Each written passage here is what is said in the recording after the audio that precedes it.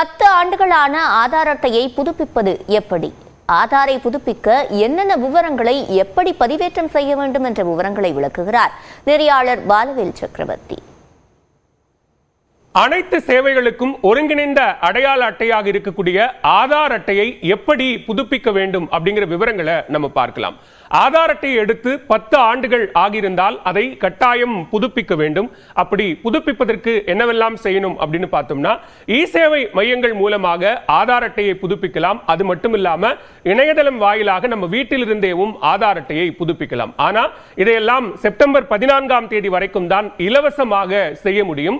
September 15ஆம் தேதியிலிருந்து ஆதார் அட்டையை புதுப்பிப்பதற்கு 50 ரூபாய் கட்டணமாக வசூலிக்கப்படும். சரி, இந்த ஆதார் அட்டை புதுப்பிப்பை என்ன இணையதளத்தில் செய்ய முடியும் அப்படின்னா, myAadhar.uidai.gov.in அப்படிங்கிற இணையதளம் மூலமாக நம்முடைய ஆதார் அட்டையை புதுப்பித்துக் கொள்ளலாம்.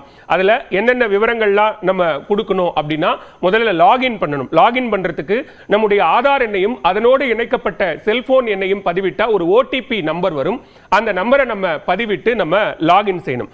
லாகின் செய்ததற்கு பிறகாக அதில் இருக்கக்கூடிய விவரங்கள், நம்முடைய செல்போன் எண், முகவரி உள்ளிட்ட விவரங்கள்லாம் சரியாக இருக்கிறதா அப்படின்னு அதை நம்ம சரிபார்க்கணும். சரிபார்த்த பிறகாக நம்மிடம் புதிதாக ஏதாவது ஆவணங்கள் இருந்து முகவரியோ அல்லது அட்ரஸ் ப்ரூஃப் உள்ளிட்ட ஆவணங்களை நாம் அதில் பதிவேற்றம் செய்ய விரும்பினால் அதையும் புதிதாக பதிவேற்றம் செய்யலாம். ஆனால் அது எந்த மாடல்ல இருக்கணும், எந்த அளவில் இருக்கணும் அப்படிங்கிற விவரங்களை நம்ம இப்ப பார்க்கலாம்.